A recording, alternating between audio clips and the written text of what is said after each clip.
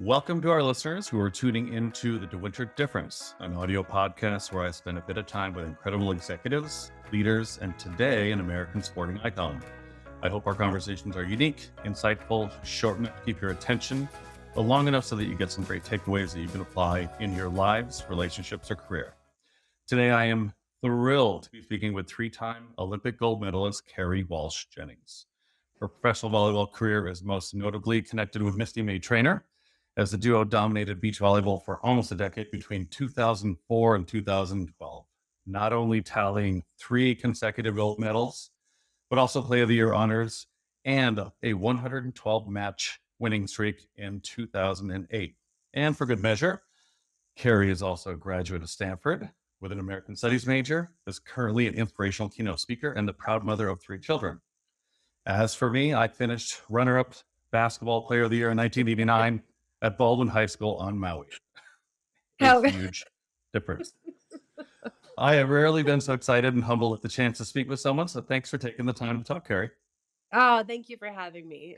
Thank you for that fun intro. That literally was my highlight. That's really cute. I mean, runner-up, that you're in contention. That's all you can ask. Be in the running. Truth be told, I got the only vote that wasn't for the Player of the Year. It's because that coach couldn't vote for his own player. Don't tell us those details. We'll edit that one up. Hey, Kerri, you are widely known as the best beach volleyball player of all time, but there was a lot of life before beach volleyball. Can you take us through a bit of the decision-making process that led you ultimately to compete in beach volleyball? Yes, absolutely. It came out of nowhere, and yet all of a sudden, in retrospect, it all makes sense. I grew up in the Bay Area playing every single sport. In the 5th grade, I continued to play everything as a single sport, but I fell in love with indoor volleyball. It was my first true love outside of my father and my brother, who are still my heroes. And I just fell in love with the game. And so I played at Archbishop Mitty in San Jose, great high school. They, gave me such a solid foundation as a human, like building my character, supporting me in many ways, and then with my skill set. And then I got a scholarship to Stanford, played 4 years there, was surrounded by greatness, very inspired, never, ever had one inkling in all this time that I would play beach volleyball. I played my first Olympics when I was 22 indoor. We finished 4th, which will really piss you off and make you want more, or will make you so sad you give up. At the games, I experienced heartbreak and kind of a betrayal that made me rethink my path. So I kind of had all these disillusions about my federation, about the indoor scene, how political it was, how you're supposedly supported, but you're really not. And so that made me rethink things. And then also at the games, my parents met Misty May's parents, who at the time was in her first Olympics but playing beach volleyball. Misty, growing up, was my childhood idol. She's a year ahead of me. Got her autograph when I was 14. Mm-hmm. Every time I got a chance to watch her play, I would watch her and learn and just be so in awe of her. And our parents got us talking in Sydney and said, "Hey, we should get the girls together. They're roughly the same age. Kerri just said, Misty just said, let's see if there's magic." And so after the games, I went back to Stanford. I was finishing my degree there, and I would travel down to Huntington Beach, and I would train with Misty. And, when the best in the world comes calling and opens the door for you, you kind of suck it up and do something you've never done before, and you go for it. And I went for it with all my heart. It was very humbling. I literally cried every single day because I felt, I came from a pretty confident place indoor. I thought it'd be pretty similar, but the nuances and the slight differences in the beach game crushed me. Mostly they crushed my ego, and so that was it. And was that your first professional beach volleyball? Yeah.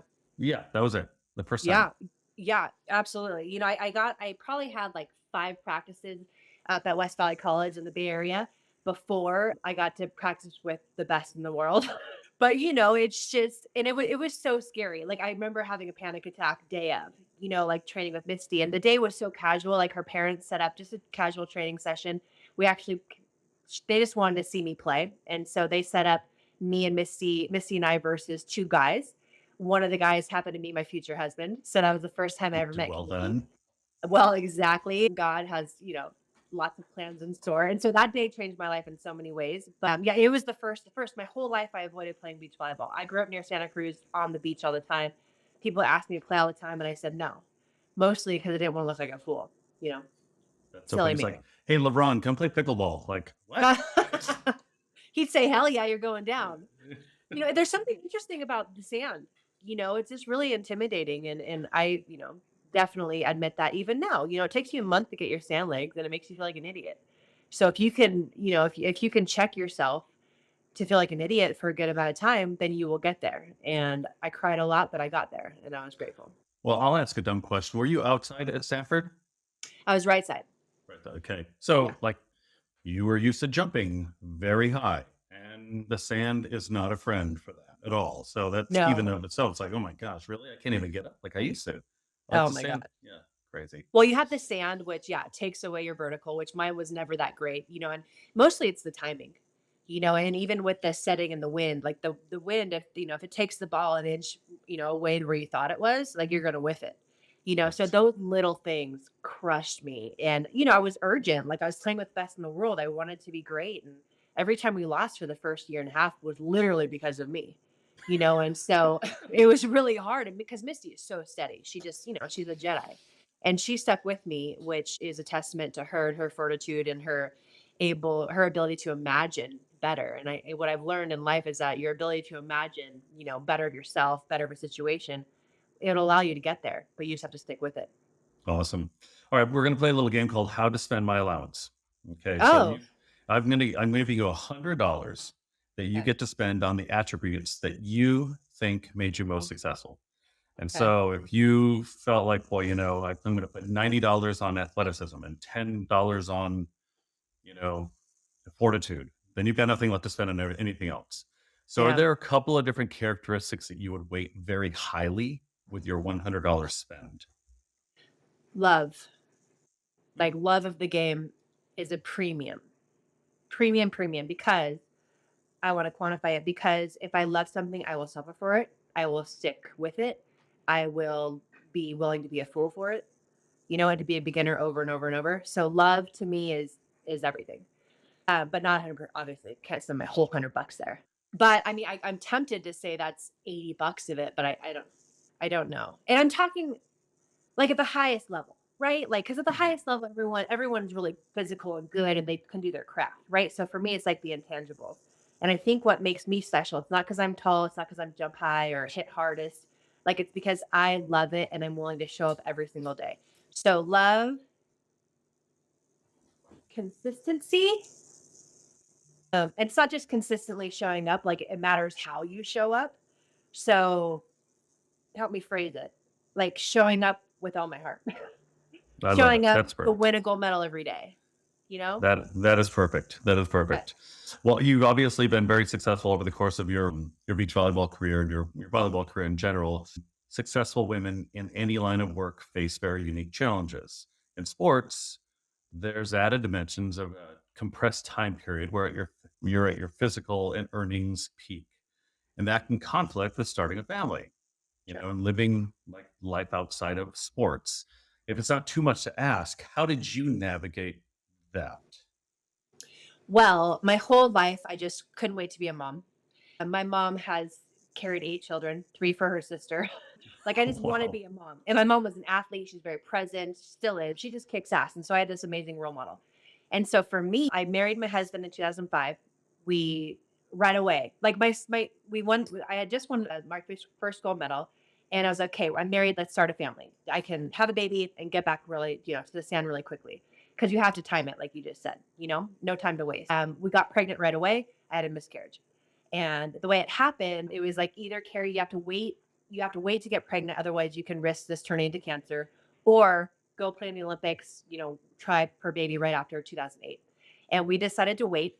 And it was so devastating. My job started to feel trivial. I just felt so selfish and self centered. Like I was ready for more. Right. But I was committed. So we won in 2008, got pregnant right away again. My baby was 3 months old when we got pregnant with number two. Um, and that was the plan and the hope. And we were blessed with great timing.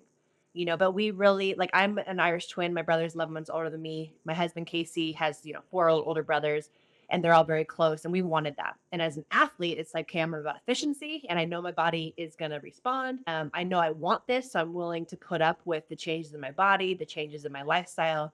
And we went for it. and it was amazing. And the first, our first official try, if this is not too much information, I cried. I bawled my eyes out. I said, "What the hell did I just do?" Everyone in my world was like, "Don't get pregnant.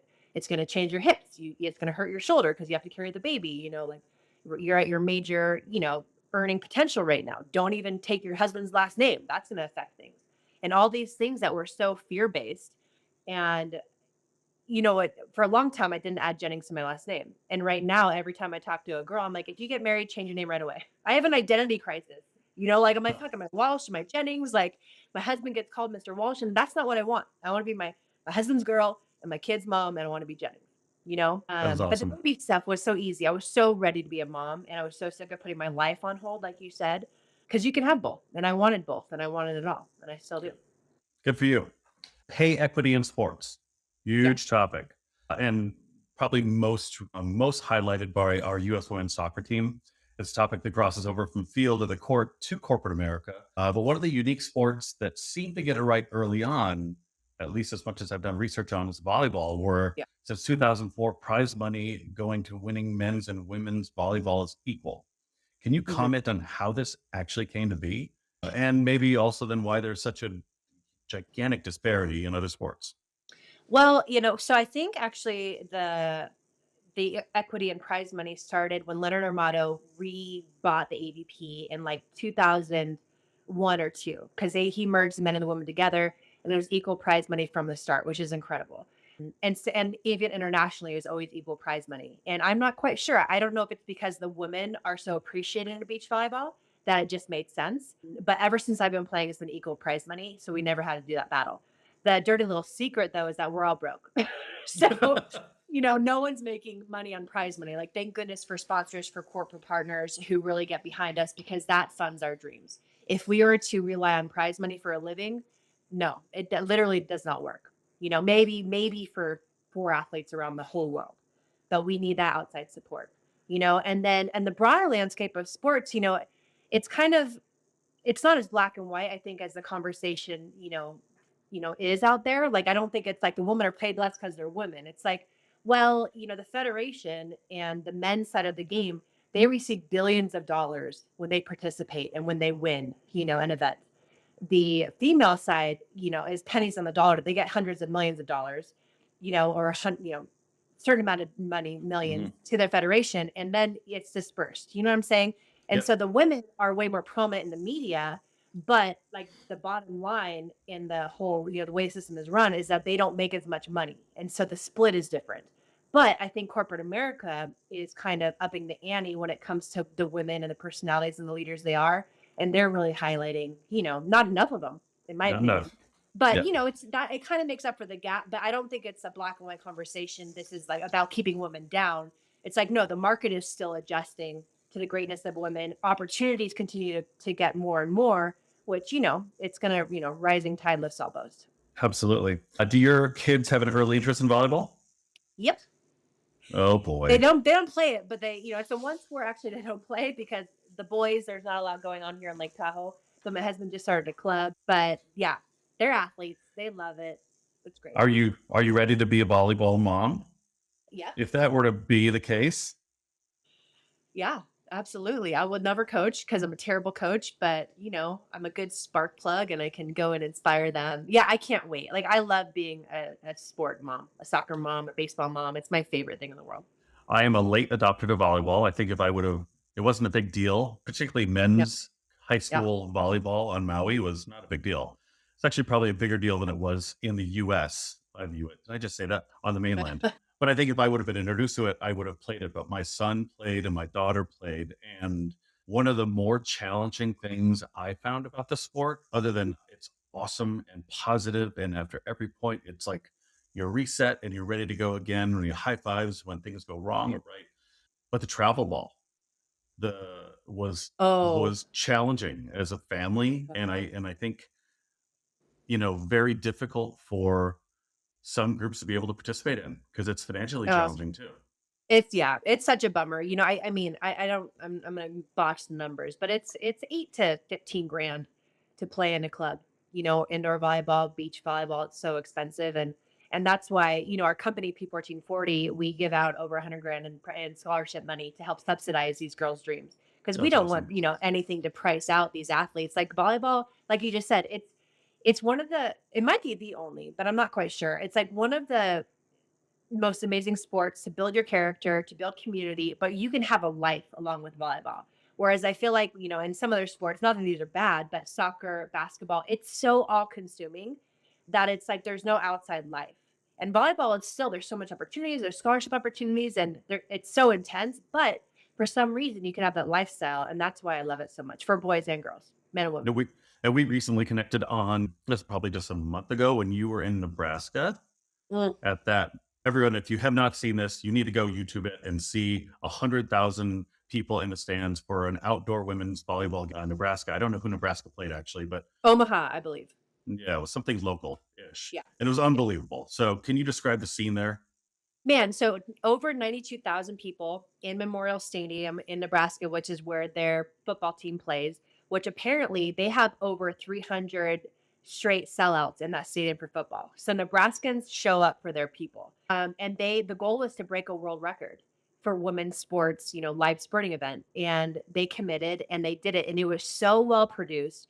It was it was just so programmed so well. There was two volleyball matches, a match prior to the main event, there was a sand zone. It was super engaging. It felt like a carnival walking around the grounds. And then the match was awesome. It felt important. It felt like it carried Mhm. weight and gravity. And the crowd was so engaged and so kind. I had to be there. I'm so grateful I was there. DirecTV flew me out, which I was so grateful. I got some behind the scenes. I got to engage with the girls a little bit. And it shows you what's possible. Like I don't want that to be a fluke. And since then, there's been some major, not world record breaking, but like in Florida, they had their highest attended crowd, record breaking crowd in Florida. And these matches continue to grow and build momentum, and our sport is just nuts right now. And it's because they're creating the opportunity and then people show up, but Nebraskans show up like no other. And I'm gonna do a post soon just to recognize that because like we all talk about we want the sport to grow. Why isn't it growing? It's like you have to show up and not just once, but all the time. It's like becoming great. It's not about being great, Monday, Wednesday, Friday. It's about being great and giving everything every single time you have a chance to. And Nebraskans do that with all their heart. Well, I'm no longer a closet Wisconsin fan. I've got 2 kids to go to Wisconsin. They are number 1 in the nation. Plug, plug, plug. And I'm trying So to look. rad.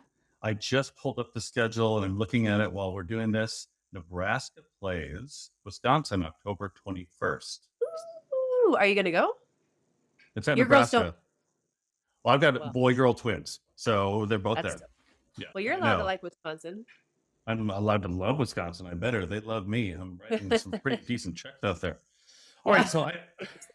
so I've asked you a bunch of questions. We get to flip the script. You get to ask me a question. I don't know what you're going to ask me, and in fact, you didn't know at all what I was going to ask you because you took the chance to not look at any of my notes that I sent you. So you've done unbelievably well. But you get to ask me a question, whatever it is. I'll do my best to answer it. We'll flip the script here a little bit. Okay. So, considering your podcast and the theme and your past guests and your personal experience, because I believe like attracts like, and everyone on your podcast resonates with you. My question, I'm not quite sure how to phrase it, but it would be around, I mean, I guess actually I want to flip it on you. If you had $100 to spend, like, but not just for you, I would say for all the greats that you've interviewed. Like if you were to say maybe you had $100 to spend, what are the top three? Yeah, you need to have at least three, you know, tangible, intangible qualities that are consistent around high performers. I did one not recently, or just recently ago, and something that I think about a lot, might be redundant if we do these back to back or something, is authenticity. Like Yeah. I like really authentic people, and maybe because I'm getting older and I don't have time for the bullshit of people trying to like say the perfect answer at the perfect place to please everyone, but Yeah. not really being their authentic selves. I love that. It's just more interesting, even if we don't agree, even if there are Yeah. things that we don't see eye to eye on. If you're authentic about it and it comes from a place of goodness, I mean, authenticity from a place of badness is not something that I'm endorsing, but authenticity from a place of goodness where you're really trying to connect with people, I love. And so most of the Yeah. people we're talking to, I believe embody that. And it's I think it's bearing out to be relatively true. So I look at that all the time as something that I think that I place my interests and time and effort into. Okay, I'm raising my hand. How can you tell? Does this resonate with you differently or Well, so I'm a headhunter. I've been doing this for okay. almost 30 years. I have interviewed, I don't know, maybe not well, but I've interviewed 20, 30,000 people over the course of my career. I don't even know what the number is. So there's something in, I think I've picked up an intuition around, people. I can tell relatively quickly. My wife says it's one of my like superhero traits. It's like you get people before any of us get them. Yeah. And you always seem to be right about them years later, even if you kind of thought, that person is X, Y, or Z and everyone else loved them. I'm like, I don't know. There's just something about that. So I don't know. Maybe I'm getting a little bit lucky, or maybe I'm just aligning myself with people that are like, which is a nice way to give myself a compliment, I guess, but I didn't mean it like that. No, of Uh, course. Well, that's true. yeah. Okay. Yeah. Question. Actually, Yes. sorry. I'm Go. sorry to interrupt because I want to hear the rest of your categories. But my husband has the same radar. It sounds like that you do, and he grew up in Vegas, so it makes sense to me. When you grow up on the streets of Vegas, like you have this sense about people. For me, I grew up in a bubble, right? Very sacred. I trust everybody, to a fault, and I give up with people a lot of chances. And that's just kind of the way I'm wired, the way I was raised. But I don't. He thinks I don't trust. I need to experience someone for myself, rather than take someone's red flag. Not that I don't listen to it and hear it, but I need to experience it. And I don't know, I mean, maybe this is marriage counseling help, but I don't know how to marry the two, because it turns out inevitably 5 years later, cases like I told you. I'm like, damn it. Boy, I don't know how to put those two together. It's funny. You grew up in a relative bubble here, and my kids are now because we're in Los Gatos. I grew Ugh, up on Maui, yeah. so Right. I grew up as a 6 foot tall, blonde, blue eyed guy on Maui, which gives you a very different perspective on people. And I found myself my safety valve was I want to try to trust those around me as much as I possibly can, so they give it back to me. And I don't know, I Because don't people think were that. suspicious of you because you weren't local Well, I looking, don't. looking Yeah, local. definitely not local looking. And it's this is 30, 40 years ago. Things were Yeah, even yeah. more different back then. And yeah, I mean, I was the only one in my schools, my classes, my class pictures that looked like me for Wow. 15 years. This was all public high school. So I don't know. I find myself like the more I reached out across the aisle Yeah. to try to connect, to try to get, to try to understand, the better it worked out for me, I think, in the long run. So, And did you feel like you had to edit yourself? I mean, all kids do, right? They want to fit in. But oh, did you yeah. lead with being authentic or No, I did yeah. not because that probably wasn't going to play out well, in part because my dad was a doctor, you Yeah. know, and that wasn't a thing to lead with. I mean, we weren't wealthy, Yeah. but we were well off enough. Sure. And so that was another, it wasn't a strike against me, but I never told anybody my dad was a doctor, for Separation. instance. Yeah. Yeah. It's just like, I don't know. And maybe that's why I appreciate authenticity so much now. It's like, cause like I had to Yeah. live in a way to try to get by, to try to, you know, fit in, to try to get people to accept me in a way that they weren't expecting to accept me, hopefully. Mhm. So I don't I love that. Well, I know it gave you a superpower, and know. that's probably a superpower. So that's right. All There these you things go. to go through. Well, and why don't you tell us what you're doing these days? How people can get in touch with you? You are an amazing conversationalist and speaker. Uh-huh. So share with us how we can get in touch with you, how we can make your life a little bit better. Well, hell, I wish I was, gonna say I'm preparing to compete in my sixth Olympics, but I'm not. And this kind of came out of the blue about a month and a half ago. I saw the writing on the wall. I had surgery 5 months ago in my ankle. It was really extensive, and I'm not coming back as fast as I want. So the Olympics are off the table for me, which virtually means I'm retired. And so I'm transitioning, but I'm not saying I'm retired because you never know.